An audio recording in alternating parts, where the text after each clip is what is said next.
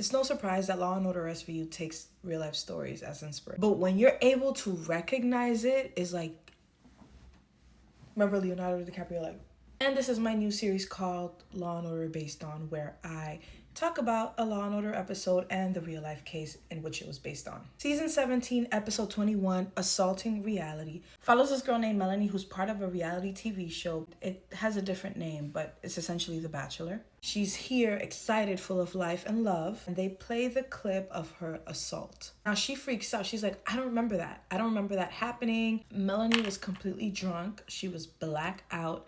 She did not remember anything happening after the fact. So the footage took her by surprise. The story follows the detectives trying to defend her, figure out who assaulted her. Producers essentially let it happen. They stood there. They knew what was going on. My main group with the producers in this episode is that they pretended to be helpful and victimless, but they were also hiding things and getting rid of footage. And there was this overall fakeness that you could just tell. It pisses you off. There's this lack of responsibility being taken for someone under your care being assaulted. One of the main lines that stood out to me in this episode was, she was deaf drunk, but she was into Ryan, so I don't know why she's crying now. That is such a common argument when it comes to assault. She was into it, so why is she crying now? Just because you regret it doesn't mean that you're just this and no.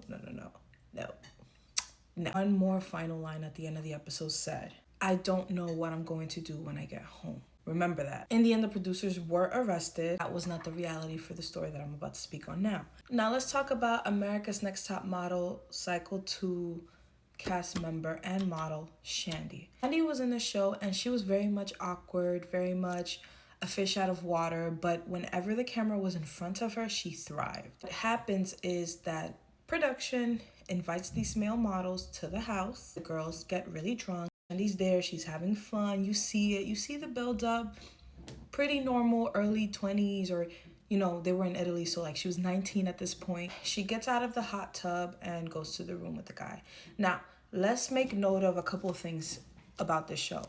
A lot of the girls on the show, obviously this is a while ago, cycle 2, early 2000s, the expectations of body image were be thin, be skinny. And a lot of these girls were not eating, especially throughout that day. Shandi, she was drinking heavily and she got in the hot tub.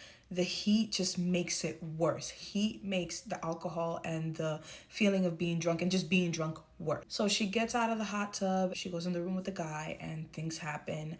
I believe production cut at this point. The aftermath really shows how this girl was destroyed. She is sobbing. She's talking about this thing that happened and she's like, it's my fault. It's my fault. Does that sound familiar? Some of the phrases that she was saying were, I want to die. It's not okay. It's not going to be okay. Because some of the other models were consoling her. Models was telling her, don't let this break your spirit. Mind you, this is cutting in and out. This is a lot of heavy editing. But these phrases, these words, these sentences were actually said. It broke my heart seeing this girl sobbing, crouching, her body like this. Remember, this is already an awkward girl, right? There's a type of body language that happens when you are a victim of SA, which you kind of go into yourself. You don't feel out anymore. You can't just look at that and think that this is a girl who was in her right mind with all of the context, and then years later it comes out, she speaks on it, she's blackout drunk, out of it. That is terrifying. But she's blamed. She's portrayed as this cheater, this girl who cheated on her boyfriend. There's this like talk show and they play the footage for her. She specifically asks the showrunner, hey, do not play the footage for me. I have not seen it. I don't want to see it. And they played it for her.